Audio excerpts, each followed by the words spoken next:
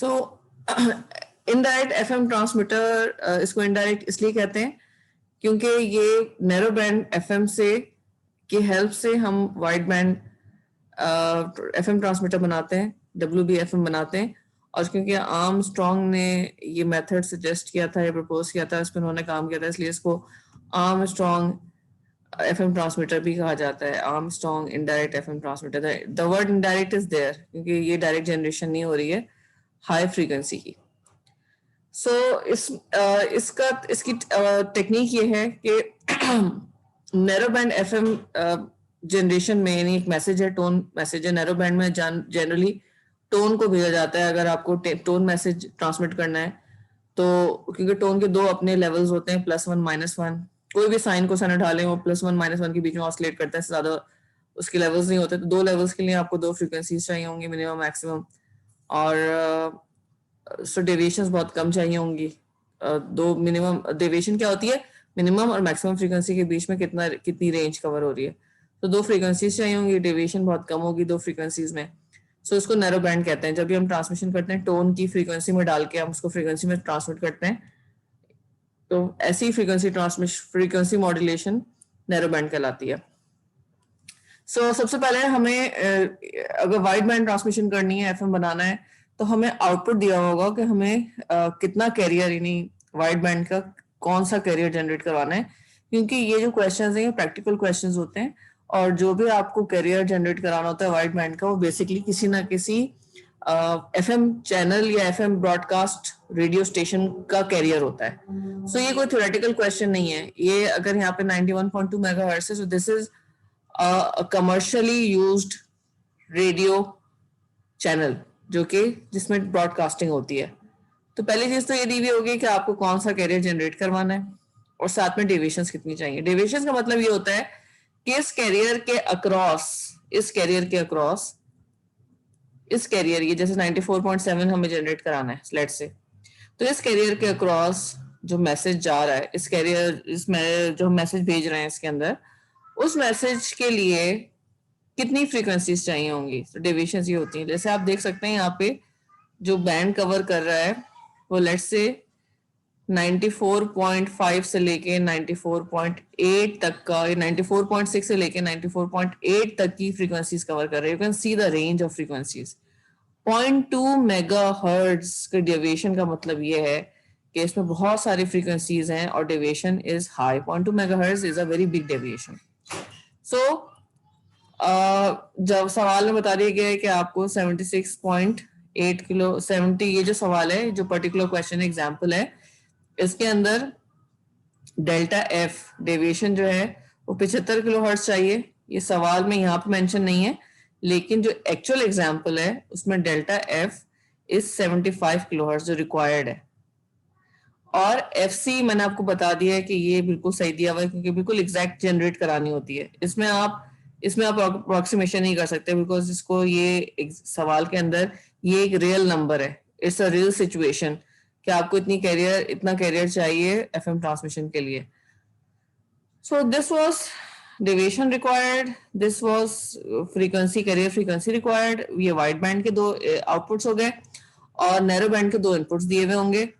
Narrow band के दोनों inputs सवाल में मेंशन होंगे, जैसे इन्होंने डेविएशन दे दी 25 हर्ट्ज, और 25 हर्ट्ज में बार बार ये बता रही हूँ कि 25 हर्ट्ज डेविएशन का मतलब ये है कि इसमें टोन जा रहा होगा, इसलिए डेविएशन कम चाहिए क्योंकि दो लेवल्स होते हैं तो फ्रीक्वेंसीज भी कम चाहिए होंगी। कैरियर फ्रीक्वेंसी भी लो है, FC1 200 किलो हर्ट्ज।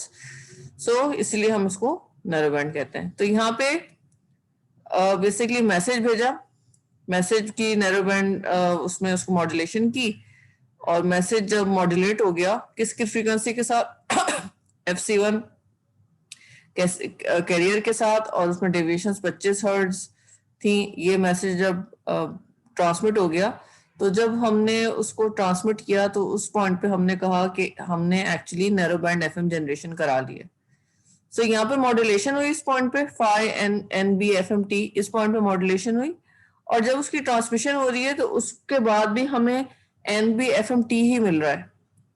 इस पॉइंट पे भी यही इक्वेशन है, इनपुट पे भी और आउटपुट पे भी यही इक्वेशन है, बिकॉज इन दोनों में से फर्क ये है कि यहाँ पे हमने मॉड्यूलेशन की है इनपुट पे, और इस बॉक्स का मतलब ये है कि हमने उसको ट्रांसमिट किया है। That is it. इस बॉक्स का मतलब सिर्फ और कुछ नहीं है, इसमें कोई ऐसा हमने कोई नया फंक्शन परफॉर्म नहीं किया है, सिर्फ हम इस बॉक्स को ये दिखाने के लिए शो कर रहे हैं कि इस पॉइंट पे बेसिकली हमारे पास एनबीएफएम ट्रांसमिशन हो चुकी है, कि जनरेशन हो चुकी है। पहला काम तो ये हो गया। Now to do the questions कैसे करने होंगे, इसके क्वेश्चन ऐसे करने होंगे कि सबसे पहले आप ये देखेंगे इनपुट डेविएशंस और आउटपुट डेविएशंस जो कि 75 किलोहर्ट्ज थी, जो मैंने यहाँ पे सॉरी मिटा दी है, 75 किलोहर्ट्ज थी। आप उन दोनों का डिफरेंस निकालेंगे, सबसे पहला काम आपका ये होगा। सो 75,000 का जब आप 25 हर्ट्ज के साथ डिफरेंस निकालेंगे, you will get divide by 25, you will get 3000। सो आपको किसी तरह से 3000 के मल्टीप्लायर लगाने हैं ताकि आप 25 हर्ट्ज से 75,000 हर्ट्ज पे पहुंच जाएं। सो ये जो दो मल्टीप्लायर्स हैं किसी तरह से 3000 के होने चाहिए। अच्छा, अब जब मल्टीप्लायर लगाते हैं आप, ये मैं सवाल बता रही हूँ, जब आपको सवाल दिया जाएगा, ये दोनों इनपुट्स भी दिए हुए, दोनों आउटपुट्स भी दिए हुए, आपने डेविएशन, आपने डिफरेंस कैलकुलेट कर लिया, इनपुट डेविएशन में आउटपुट डेविएशन में 3000 आ रहा है। असल में डेविएशन आउटपुट की 75,000 होनी चाहिए, 3000 आ रहा है। अब आपको 3000 से देख के आपको लग रहा है कि इसमें मल्टीपल ऑफ 5 में आपको मल्टीप्लायर चाहिए, मल्टीपल ऑफ 5, क्योंकि 3000 में देयर मस्ट बी समथिंग 5 6 30, 5 6 30 अगर होता है तो 6 के अंदर भी 3 इंटू 2, 3 की वैल्यू आ जाती है। 15 इंटू 2 से भी 30 जनरेट हो रहा है, तो 15 में भी 5 आ रहा है और 3 आ रहा है। So you either have a multiples of 5 और you have in fact a multiple of 3। आपको इसमें जो मल्टीप्लायर्स हैं उसमें 3 का फैक्टर चाहिए। जब आपने ये देख लिया कि आपको 3000 के लिए एटलीस्ट 3 वाला मल्टीप्लायर चाहिए जिसमें 3 का फैक्टर आ रहा हो, तो अब आप देखेंगे आपको डेटा में मल्टीप्लायर कौन से दिए हैं। लेट्स से मल्टीप्लायर इन्होंने जितने भी दिए हैं, मल्टीपल्स ऑफ 2 के दिए हुए, मल्टीपल्स ऑफ 4 के दिए हुए, मल्टीपल्स ऑफ 3 के दिए हुए, तो आप क्या करेंगे, आप इसके फैक्टर्स बनाएंगे 3000 के, और आप क्लोजेस्ट दो फैक्टर जिनसे आपको 3000 का नंबर मिल सकता है वो आप बनाने की कोशिश करेंगे। दो फैक्टर्स आप किसको देख के बनाएंगे, जो अवेलेबल मल्टीप्लायर की वैल्यूज होंगी। इस सवाल में एक मल्टीप्लायर 3 का यूज हुआ है।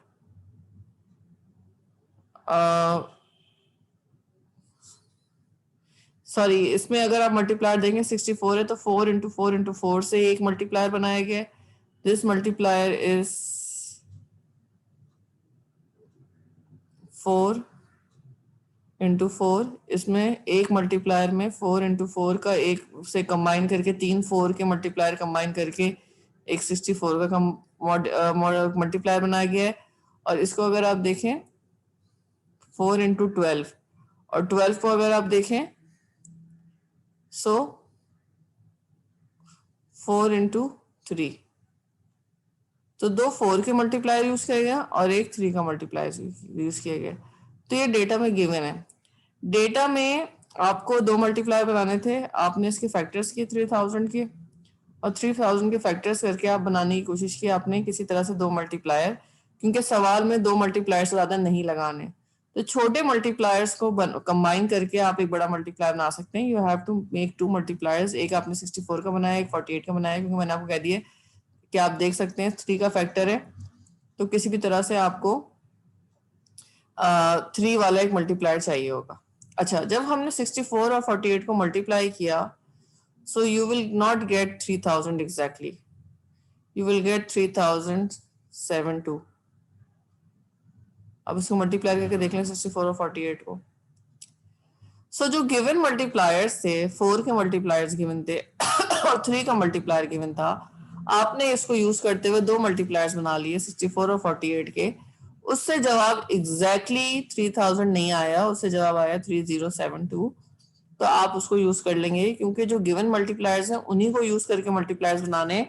और अगर उसमें, क्योंकि थाउजेंड्स ये दिए, मैं आपको मैं बार बार कह रही हूँ, उसमें 5 भी चाहिए होगा, 5 का मल्टीप्लायर नहीं है तो एग्जैक्टली 3000 की फिगर आपको मल्टीप्लायर से नहीं मिलेगी। और 5 का मल्टीप्लायर नहीं है, सिर्फ 4 और 3 का मल्टीप्लायर है, तो उससे जो दो मल्टीप्लायर बनेंगे वो 3000 के करीब तो होगा, 3072, लेकिन 3000 नहीं होगा। खैर एनीवेज जो भी गिवन नंबर्स हैं मल्टीप्लायर्स के छोटे मल्टीप्लायर्स हैं उनकी हेल्प से आप दो मल्टीप्लायर्स बना लेंगे और अगर एग्जैक्टली जो आपको नंबर चाहिए 3000 अगर वो नहीं आ रहा तो you will try to generate something close, कम नहीं करना, थोड़ा ज्यादा ही रखना है, उसके करीब करीब जनरेशन करानी है और करीब जनरेशन ऐसे करानी है कि बहुत ज्यादा तो डिफरेंस ना आए लेकिन ये कि जैसे ये अगर 3000 तो 3100 हो जाए, 3200 हो जाए, इस तरह से वैल्यू आ जाए। ऐसा ना हो कि आपने 3000 बोला था आपने 4000 जनरेट करा दिया, इतना डिफरेंस नहीं होना चाहिए। यूनिट्स का डिफरेंस होना चाहिए, 100 का डिफरेंस होना चाहिए, 1000 का डिफरेंस नहीं होना चाहिए। सो पहला काम ये किया आपने एफएम और एनबीएफएम और जो इनपुट था और आउटपुट था उसका डिफरेंस देखा, डेविएशन का डिफरेंस देखा, कितना डिफरेंस चाहिए, उस डेविएशन को देख के आपने मल्टीप्लायर आपने देखा, पेपर क्वेश्चन में मल्टीप्लायर के कौन कौन से नंबर से बना सकते हैं आप। आपके पास नंबर 4 यानी क्वाड मल्टीप्लायर्स हैं और ये जो है 3 के मल्टीप्लायर्स हैं। आपने उससे सिर्फ दो मल्टीप्लायर बनाने थे, आपने एक से 4 into 4 into 4 करके एक 64 बना लिया, एक 4 into 4 into 3 करके एक 48 बना लिया। अब क्योंकि 5 का मल्टीप्लायर गिवन नहीं था तो एग्जैक्टली 3000 नहीं आ सकता। ये दो मल्टीप्लायर ऐसे बनाने के जब इनको मल्टीप्लाई किया जाए तो आंसर 3000 के पास आए लेकिन थोड़ा सा ज्यादा है, कम ना आए। पहला काम आपको आपने ये कर लिया कि आपने दो, क्योंकि दो से ज्यादा मल्टीप्लायर WBFM में इस्तेमाल नहीं करते। तो डेविएशन चेक करनी है, उसके हिसाब से मल्टीप्लायर डिसाइड करने हैं। अब मल्टीप्लायर डिसाइड करने के बाद बड़ा मल्टीप्लायर हमेशा, अगर दो मल्टीप्लायर्स हैं तो कोशिश करनी है, वैसे तो आप ये खुद भी करके चेक भी करके देख सकते हैं, कोशिश आपको ये करनी है कि जो बड़ा मल्टीप्लायर है वो आप पहले लगाएं। बड़ा मल्टीप्लायर लगाने से ये होता है कि कैरियर फ्रीक्वेंसी भी बड़ा मल्टीप्लायर मल्टीपल ऑफ 664 है, कैरियर फ्रीक्वेंसी भी ज्यादा हो गई 12.8 मेगाहर्ट्ज और डेविएशन फ्रीक्वेंसी भी 1.6 किलोहर्ट्ज हो गई। अब अगर आप इसके बाद दूसरा मल्टीप्लायर छोटा मल्टीप्लायर उससे करते हैं मल्टीप्लाई करते हैं, देखें डेविएशन में कोई फर्क नहीं पड़ेगा। डेविएशन डायरेक्टली चाहे 64 पहले करो चाहे 48 पहले करो, डेविएशन दोनों से मल्टीप्लाई होकर डायरेक्टली आपको 76.8 किलोहर्ट्ज दे देगी। ये आपके पास आउटपुट डेविएशन आ गई। लेकिन 64 से मल्टीप्लाई करने के बाद 12.8 मेगाहर्ट्ज कैरियर फ्रीक्वेंसी हुई और दोबारा 48 मल्टीप्लाई करने के बाद it will be 164.4 something megahertz, जबकि आपको चाहिए थी 91.2।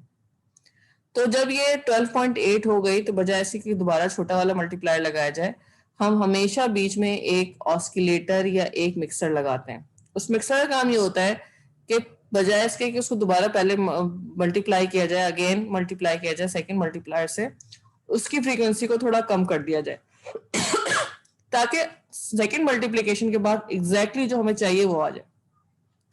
नाउ अगेन ये मल्टीप्लायर भी आपको बुक में या क्वेश्चन में गिवन होगा, ऑस्किलेटर वाला जो सॉरी मिक्सर है, मल्टीप्लायर नहीं मिक्सर भी गिवन होगा कि आप कौन कौन से मिक्सर इस्तेमाल कर सकते हैं। लेट्स से उन्होंने आपको दो मिक्सर दिए हुए, एक 10.9 मेगाहर्ट्ज का और एक दे दिया है आपको 15 मेगाहर्ट्ज का। अब ये आपकी कैलकुलेशन है, इसमें सिर्फ हिट एंड ट्रायल करना है, आपको थोड़ा सा कैलकुलेट करके देखना है कि जब आप पहले मिक्सर से 12.8 को माइनस करते हैं 10.9 1.9 मेगाहर्ट्ज आता है और 48 से मल्टीप्लाई करते हैं तो एग्जैक्टली सही फ्रीक्वेंसी आ रही है। आपको 10.9 भी माइनस करके चेक करना पड़ेगा और मल्टीप्लाई करके देखना पड़ेगा मल्टीप्लायर से एक आउटपुट क्या आ रहा है। और अगर 15 मेगाहर्ट्ज का भी एक आपको मिक्सर दिया हुआ है तो आपको 12.8 में से सॉरी 15 तो माइनस नहीं हो सकता, मैंने सॉरी इसको गलत कह दिया, इट शुड बी 11, मैंने यहाँ पे नंबर गलत दे दिया, 11 भी माइनस करके देखना पड़ेगा कि इन दोनों मिक्सर्स में से दोनों वैल्यूज माइनस करके उनको मल्टीप्लायर से पास करके देखना पड़ेगा कि कौन सा मिक्सर हमें सही जवाब दे रहा है। So this question is simply about adjusting the given data. जो आपको मल्टीप्लायर की वैल्यूज दी हैं उनको किस तरह इस्तेमाल करना है, जो आपको मिक्सर की वैल्यूज दी हैं उनको किस तरह इस्तेमाल करना है। सवाल ये होगा, असल में सवाल में जो टाइम लगेगा सबको पता है, दो मल्टीप्लायर इस्तेमाल करने हैं, एक मिक्सर इस्तेमाल करना है, आउटपुट पे एग्जैक्टली कैरियर फ्रीक्वेंसी सही लानी है। डेविएशन में अगर थोड़ा बहुत चेंज आ जाता है, ज्यादा आ जाती है, डेविएशन रिक्वायर्ड थी 75,000 और मिल गई है 76.8, दैट इज ओके। अगर 1 किलो हर्ट्ज तक का डिफरेंस आ गया दैट इज ओके, लेकिन कैरियर फ्रीक्वेंसी एग्जैक्टली वही आनी चाहिए जो कि आपको दी हुई है। जो उन्होंने आउटपुट पे मेंशन की हुई, क्योंकि कमर्शियल यूज होने वाली रियल फ्रीक्वेंसी है।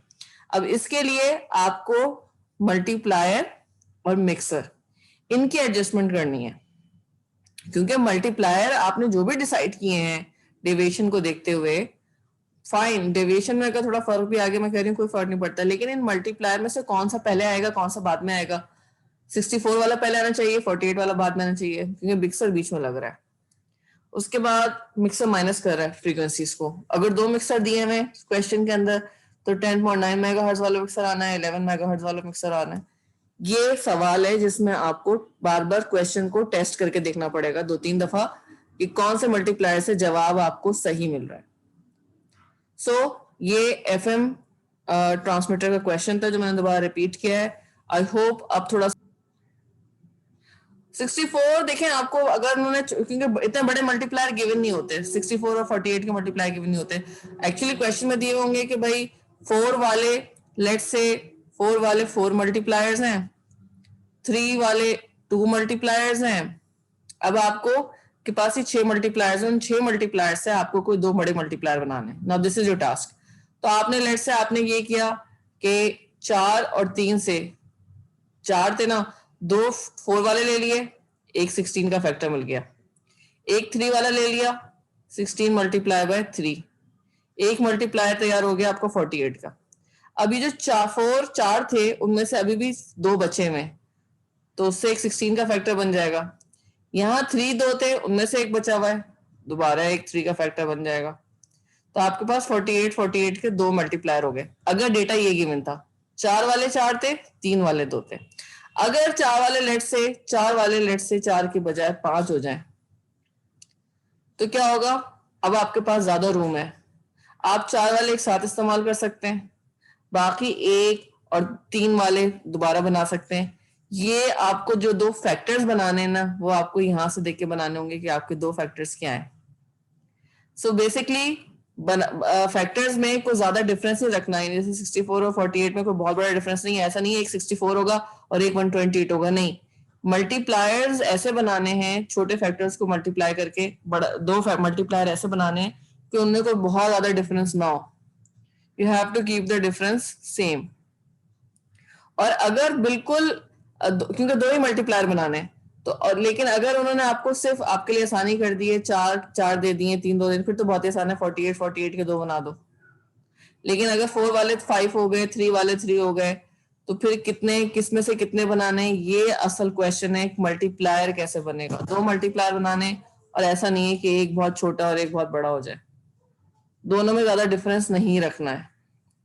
सो आई विल रिकमेंड कि आपने मैंने जो असाइनमेंट का क्वेश्चन दिया ना, आप वो देख लें, उसी तरह का डेटा होगा। हम पेपर में कोशिश करेंगे कि बहुत ज्यादा डेटा डेविएट ना हो, ऐसा ना हो कि आप सिर्फ मल्टीप्लायर में आपको टाइम लग जाए। We will give you multipliers in such a manner कि आपको जो 2 फैक्टर्स हैं वो आपको आपके लिए आसानी हो और आप उनको देख के उनको मल्टीप्लाई करके बना लें। सो क्वेश्चन सिर्फ ये होगा कि मल्टीप्लायर्स, आपको जो गिवन डेटा होगा उनमें से कौन से फैक्टर से एक मल्टीप्लायर बनाना है और कौन से 3 छोटे मल्टीप्लायर या 4 मल्टीप्लायर से दूसरा बड़ा मल्टीप्लायर बनाना है। दिस इसके ऊपर आपको फैक्टर्स बना बना के चेक करना पड़ेगा और फिर डेविएशन कैलकुलेट करनी पड़ेगी। लेट्स से आपने बनाया एक 64 का, एक 128 का, आपने 2 मल्टीप्लायर बना लिए। अब आप देखेंगे डेविएशन इन दोनों मल्टीप्लायर से मल्टीप्लाई होकर आउटपुट पे क्या दे रही है। इन मल्टीप्लायर्स को टेस्ट करने का सबसे पहला तरीका ये होगा कि इनपुट डेविएशन को इन दोनों मल्टीप्लायर से मल्टीप्लाई कराओ और देख लो आउटपुट पे क्या हो रहा है। सिर्फ टेस्ट करने का एक ही तरीका होगा आपके पास। आप जब भी 2 मल्टीप्लायर बनाएंगे, आप उसको इनपुट डेविएशन से मल्टीप्लाई करेंगे दोनों मल्टीप्लायर्स की वैल्यू, और आउटपुट डेविएशन देख लेंगे कि आउटपुट डेविएशन आ रही है जो आपको रिक्वायर्ड थी उसके आसपास। अगर आ रही है तो आपके 2 मल्टीप्लायर सही बने हुए। अगर आपने ऐसे मल्टीप्लायर्स बना दिए जिनकी वैल्यूज मल्टीप्लाई होके 3000 से बहुत बड़ी आ रही है और हम डेविएशन से मल्टीप्लाई कर रहे हैं इन दोनों मल्टीप्लायर्स को, तो आउटपुट डेविएशन बहुत कोई ज्यादा चेंज आ रही है, तो फिर तो आपने दोनों मल्टीप्लायर सही नहीं बनाए।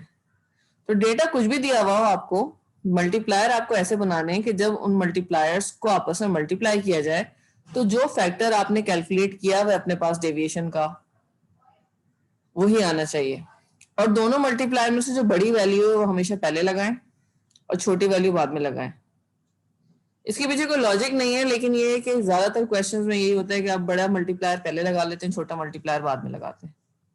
ये टिप्स हैं सवाल को करने की, अदरवाइज इसमें एज सच और अगर आप देखेंगे तो इसमें ये सारा का सारा जो टेक्निक है, ये सवाल सॉल्व करने की टेक्निक्स हैं। अदरवाइज ये प्रैक्टिस से आएगा, जितना आप प्रैक्टिस करेंगे उतना आपको अंदाजा हो जाएगा कि मल्टीप्लायर की वैल्यू क्या रखनी है। समझ में आई है बात? कुछ कुछ अगर आप असाइनमेंट में क्वेश्चन करते हैं तो आई थिंक आपको ज्यादा समझ में आएगी ये बात। अगर आप एक सवाल खुद अटेम्प्ट करेंगे तो you will be able to find out.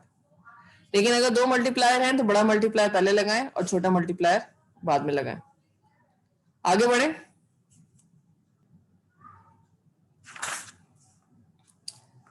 सही है। अच्छा, अब ये इतना परेशान नहीं होइएगा, वी विल ट्राई। मैं जब सवाल बनाया था लास्ट टाइम भी हमने ये सवाल दिया था, तो कोशिश ये की थी कि मल्टीप्लायर की वैल्यूज जो गिवन मल्टीप्लायर्स हों जिनसे आपको बड़े मल्टीप्लायर बनाने, हम वो इस तरह के रखें कि स्टूडेंट्स को बहुत ज्यादा टाइम स्पेंड ना करना पड़े मल्टीप्लायर बनाने में।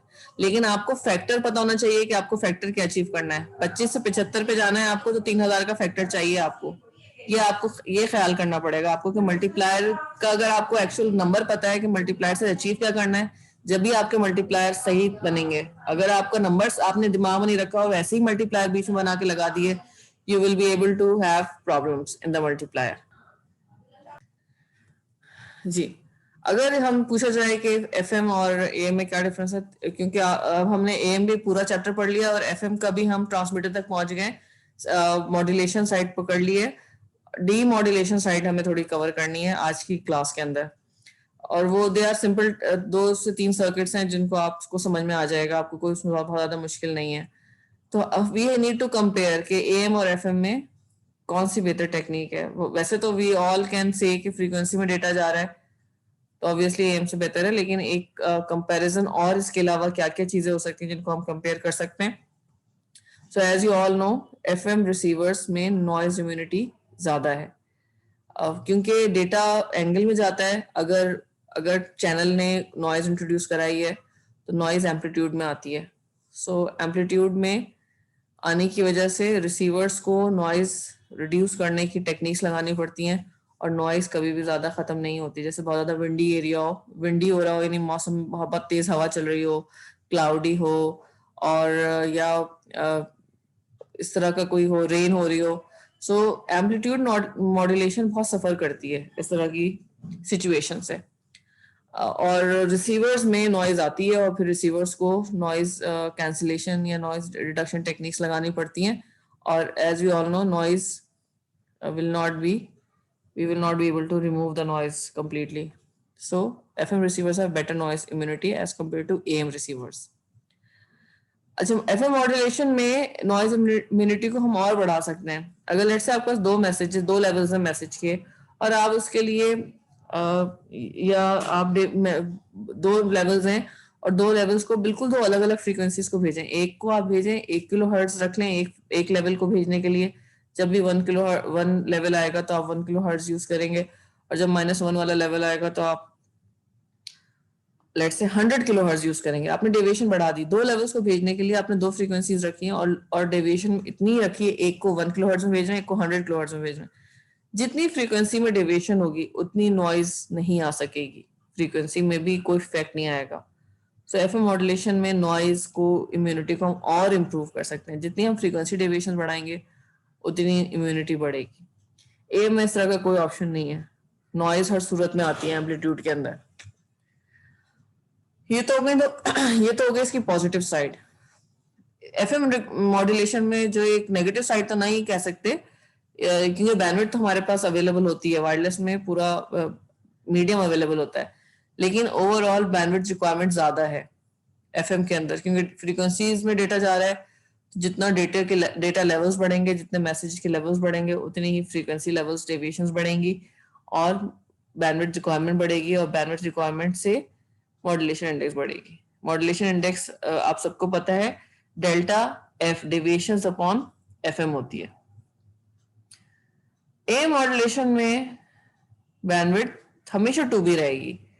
ए मॉड्यूलेशन में हम सबको पता है 2 बैंड्स जाते हैं हमेशा,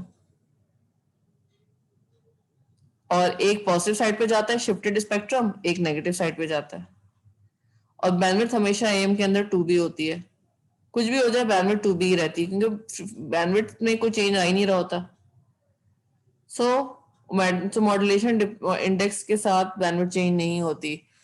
इसमें एफएम के अंदर beta, modulation index beta directly depend करती है डेल्टा एफ अपॉन बी पर, यानी मैसेज की बैंडविड्थ पे। लेकिन जो एएम की मॉड्यूलेशन इंडेक्स है म्यू, वो कैरियर पर डिपेंड कर रही होती है, AC upon FM.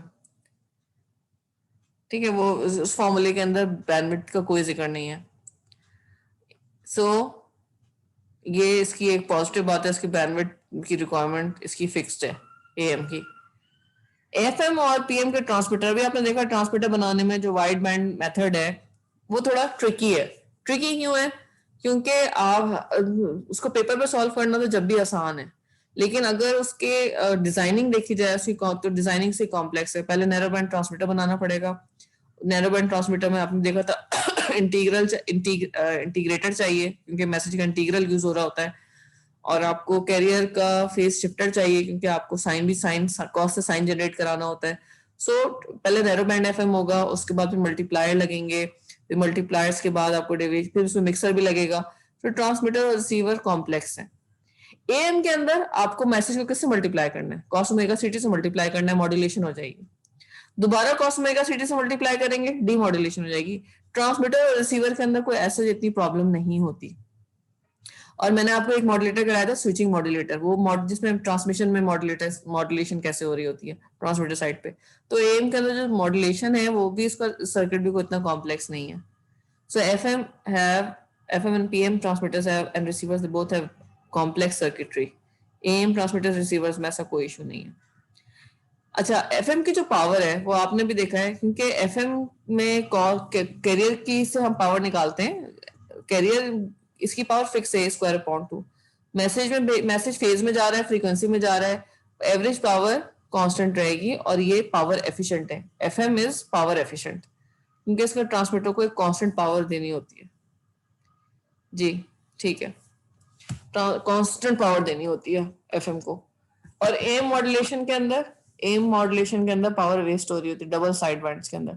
Double side bands के अंदर क्या, क्योंकि 2 बैंड्स हैं और डेटा किस में जा रहा था? सिर्फ डेटा एक बैंड में जाता है, हाफ बैंड में डेटा है, मैसेज है, आधा बैंड डुप्लीकेट हुआ है। तो यहाँ पे बैंडविड्थ से इसमें पावर ट्रांसमिशन में वेस्ट हो रही है। उसी तरह से अगर एएम आप कर रहे हैं विद कैरियर, जिसमें कैरियर भी ट्रांसमिट होता है, डबल साइड बैंड के साथ कैरियर भी ट्रांसमिट करा रहे हैं आप, तो फिर तो और पावर वेस्ट होगी। तो इसमें पावर एफिशिएंट नहीं है एएम, एफएम पावर एफिशिएंट भी है।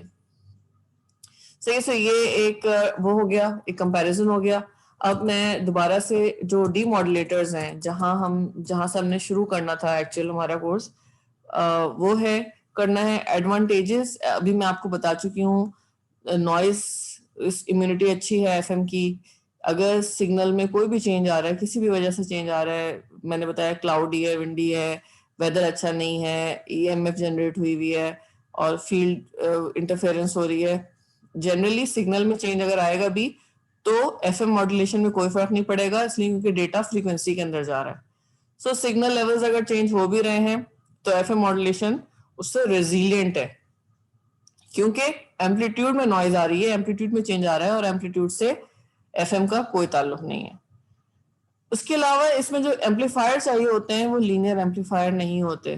ये सबसे अच्छी बात है ट्रांसमीटर पे, एम्पलीफायर चाहिए आपको, गेन चाहिए। तो क्योंकि मैसेज एम्पलीट्यूड में जाता है एएम में, तो इसलिए आपको एम्पलीफायर भी लीनियर इस्तेमाल करने पड़ते हैं। लेकिन एफएम में ऐसा कोई चक्कर नहीं है, आप एम्पलीफायर कोई नॉन लीनियर एम्पलीफायर इस्तेमाल कर लें, गेन उनका किसी भी तरह का हो, क्योंकि डेटा फ्रीक्वेंसी में जा रहा है, इसलिए एम्पलीफिकेशन से कोई इशू नहीं आएगा। अच्छा, मैं इसको जरा वो कर रही हूँ, खत्म कर रही हूँ, आप प्लीज दोबारा से कनेक्ट हो जाइएगा।